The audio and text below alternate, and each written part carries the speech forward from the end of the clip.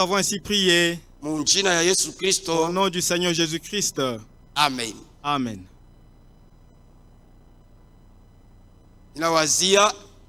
Je crois que hier nous avons fait un compte à rebours pour voir ce qui concerne la bonne nouvelle. Nous n'avons pas fait un compte à rebours, mais nous avions commencé par le début. Parce que le livre que nous avons lu, c'est bien intitulé La Genèse. Alors, ayant l'œil de l'aigle, les yeux de l'aigle, nous sommes entrés dans l'éternité. Voyant comment Dieu avait quitté l'éternité, est venu annoncer la bonne nouvelle. Et toutes choses étaient parfaites. Et après nous étions encore emportés. Nous avons quitté la terre. Nous sommes allés plus haut. Aller au ciel. Arriver au ciel. Nous avons vu le désordre qui était au ciel. Et on nous a décrit la personne qui avait créé du désordre, son comportement. Tout ce qu'il avait comme comportement. Nous avons été décrits.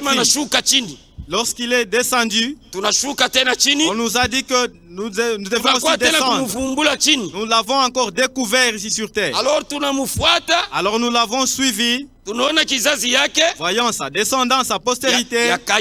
Et la postérité de Caïn. La postérité d'Adam. En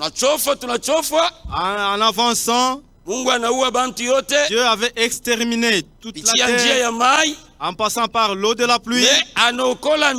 Mais il n'avait sauvé que Noé, de la descendance de Seth. Seth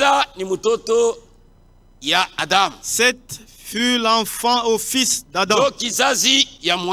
C'est la sémence de la femme. Alors aujourd'hui, là où nous nous sommes arrêtés hier pour ces trois personnes, c'est dans le livre de Genèse 19, Genèse 9, verset 18. Le verset 18. Ici, il nous est montré les fils de Noé qui sortirent de l'arche étaient Sem, Cham et Japhet.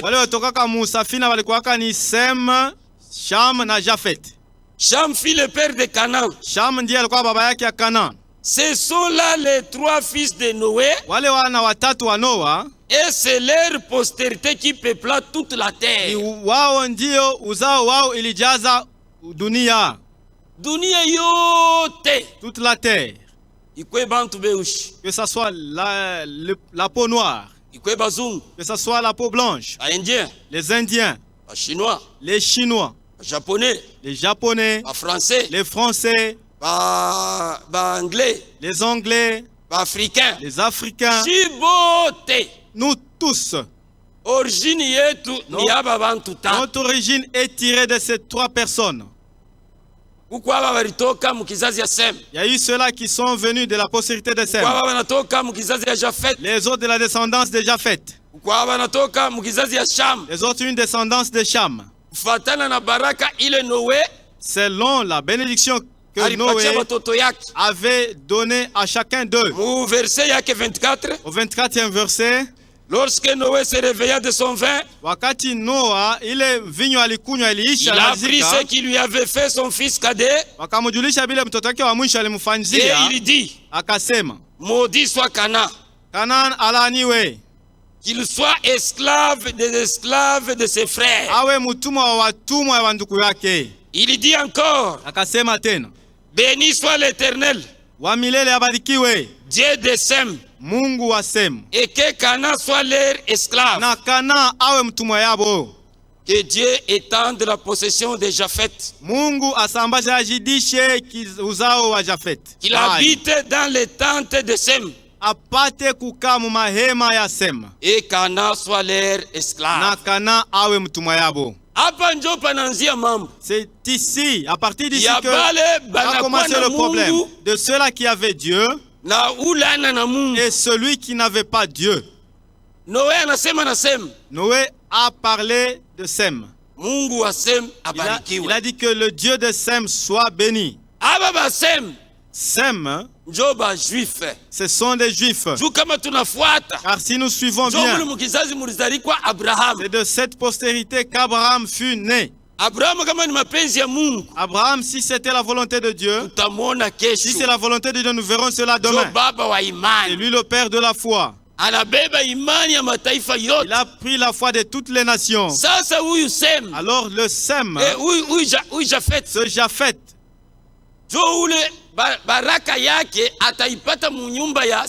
obtiendra sa bénédiction dans la maison de Sem. Alors Cham est resté esclave des esclaves de ses frères. Je vais lire le prophète. Pourquoi je veux lire le prophète? Parce que dans notre âge ici, Dieu a envoyé un prophète. La parole dit ceci. Que Dieu ne fait rien sans avoir révélé ses secrets à ses serviteurs, les prophètes. Aujourd'hui, je parle lentement. Parce que hier, la vitesse était tellement excessive. Aujourd'hui, nous allons lentement. Mais si la vitesse augmentait, que l'interprète aussi puisse aussi augmenter la vitesse. Si nous lisons dans le livre d'Osée, écoutez ce que dit Osée. Chapitre 12. Verset 14.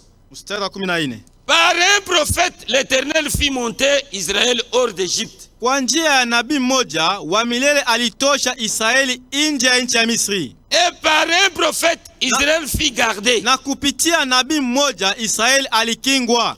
Kama tunakwenda mu Chroniques. Si nous allons dans mambo ya siku ya pili. 20.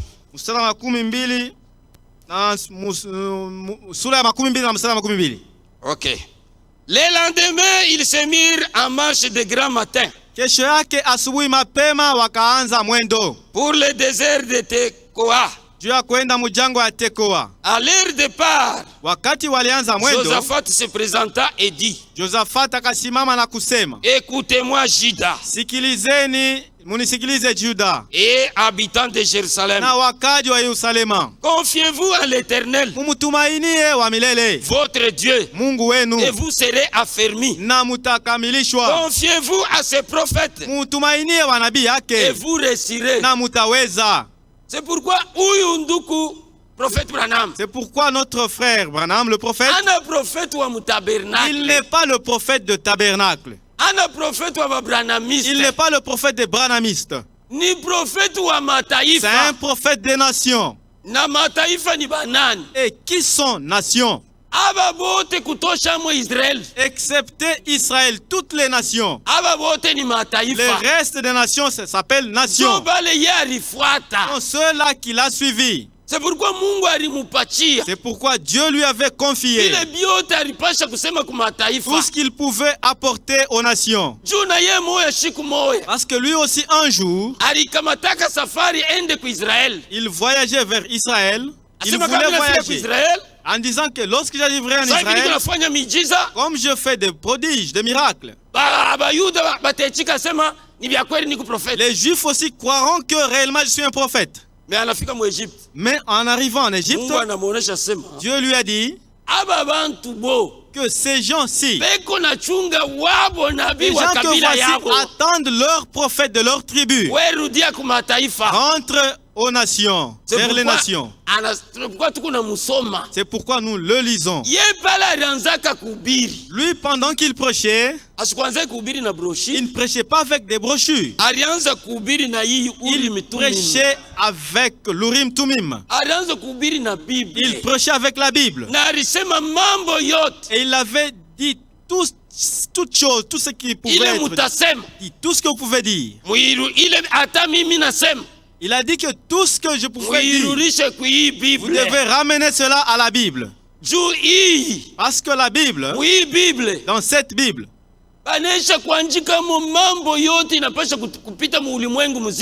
Tout ce qui doit arriver, tout qui doit se passer sur la terre est écrite. Tout ce qui s'était passé, ce qui se passe, et ce qui se passera. C'est pourquoi quand nous le lisons, nous lisons comme nous pouvons lire Paul. Comme en lisant les Philippe. En lisant comme nous lisons les Pierre, les Jérémie, et Esaïe. C'est de la même façon que nous le lisons. Alors je vais lire dans cette prédication intitulée Le témoignage. 10 février 1960. Ushuda tarehe 10 mwaka wa 1960. La parole parlée. Neno yenye kusemwa. Il dit ceci avant tout. Page yake 2 haina na paragraphe. Karatasi ya pili hakuna ukurasa. Nous savons que la Bible tunajua kama Biblia enseigne que Jésus-Christ, iko nafundisha kama Yesu Kristo, le Fils de Dieu, mwana wa Mungu, était destiné déjà avant la fondation du monde, alitanguliwaka kutiwa, kutayarishwa mbele ya msingi ya dunia kutiwako, pour être immolé comme un agneau de Dieu. Hivi achinjwe sawa vile mwana kondoo wa Mungu. Par sa préscience, mukutangulia kujua kwake, Dieu qui savait tout ce qui se produirait, Mungu alijuaka yote ile ipasha kufika, pouvait ainsi prédestiner et prédire ce qui arriverait. Mwile namna alipasha kutangulia kutayarisha na kutangulia kusema ile itapasha kufika. Déjà depuis le jardin d'Éden, toka bustani ya Edeni, Jésus a été annoncé comme la semence promise de la femme. Yesu alitanguliwaka kujulishwa kama vile ile mbeko yenye kulakwa ya mwanamke, laquelle écrasera la tête du serpent. Ile yenye uzao inapasha kuponda kichwa cha nyoka. Genèse chapitre 3 verset 15. C'est ça, le Genèse chapitre 3, la Genèse 3 verset 15. Nous avons dit que c'était le commencement, le début de la bonne nouvelle. Alors le problème que nous avons, c'est celui-ci. Et ces 3 tribus. Page 21. À la page 21. Frères et sœurs, ndugu na dada, nous sommes humains et nous devons mourir. Sisi ni wanadamu na tunapasha kufa. Mais l'esprit de Dieu qui est parmi nous est le même Dieu. Lakini roho ya Mungu yenye kwa katikati yetu ndio ule Mungu moja moja. Qui rencontra Moïse dans le désert. Mwenyewe alikutanishanaka na Musa mjangwa. Et qui était en Jésus-Christ. Na ule alikuwaka ndani ya Yesu Kristo. Alors qu'il était sur la terre. Japo alikuwaka pa dunia. La vie prouve que c'est le même esprit. Maisha uzima inaonyesha kama ni roho moja moja. Il fait la même chose. Ile kunafanya mambo moja moja. C'est une promesse de Christ. Ni malako ya Kristo. Il existe aucun lieu où cela pourrait être empêché. Hakuna namna hata moja ile ambayo ile kitu kinaweza kuzuisha au kushindishwa. Écoutez encore une fois attentivement. Mushikie tena mara nyingine, muteke sikio sana. Mzuri sana. Et puis je terminerai. Na mitamaliza. C'est lui qui va terminer, mais moi je vais continuer. Voyez, munaona?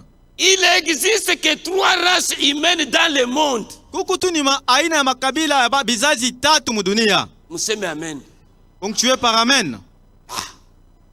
Kama uona yuwa ya ini. Si vous avez une 4e tribu, une race, ça vous engage que vous. Mais la Bible, elle, et son témoin, il n'y a que 3 races ou 3 tribus sur cette terre, dans ce monde. Sem, Cham, Japhet. Toute l'humanité, après le déluge, ici d'eux, walitokea kule. Kisha Mungu kuwa bantu bote. Après avoir exterminé tout le monde, il y avait personne qui pouvait venir d'autre part. Les autres enseignent que non, nous venons d'Ésaü. Les autres, nous sommes la descendance de Jacob. Les autres, la descendance de tel. Si vous êtes la descendance de... C'est pas, ça nous engage que vous. Mais nous sommes la descendance de ces 3 personnes. Il continue à dire. Croyez-vous cela? Croyez-vous cela? alors qu'allez-vous encore croire? Tu ne viens pas de Kachokwe. Tu ne viens pas de Sanga. Tu ne viens pas de Français. Tu proviens de cet homme Noé. La langue que vous avez, c'est une confusion. La langue maternelle, c'est elle qui vous anime à haïr votre prochain. La langue maternelle que vous avez, elle ne provient pas d'une bonne nouvelle, parce qu'elle provient d'une mauvaise nouvelle. Ponctué par Amen. Nous continuons à lire.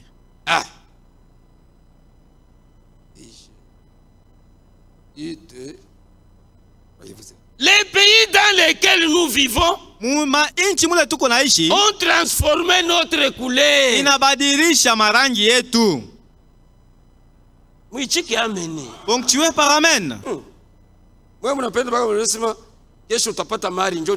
Vous vous aimez seulement quand on vous dit que demain vous aurez beaucoup d'argent, c'est alors que vous allez ponctuer. Amen. Hein? Cela veut dire c'est la vérité de Dieu. Ce qui est véritable. Hein? Car si vous connaissez ces choses, tu ne seras pas trompé. Oh non, voyez. Oh, nous prions dans une église de telle tribu. Notre église, notre clan, de notre tribu. Nous venons de loin. Ils viennent de loin, ils arrivent et ils cherchent les gens de sa tribu. On dit que commençons notre église, notre tribu. Ça, c'est la confusion. Dieu n'est pas le Dieu d'une seule tribu. Il est le Dieu de toutes les langues. Tu peux dire, frère, toi, tu ne comprends pas bien. Moi qui lis l'anglais, c'est moi qui comprends bien ces choses.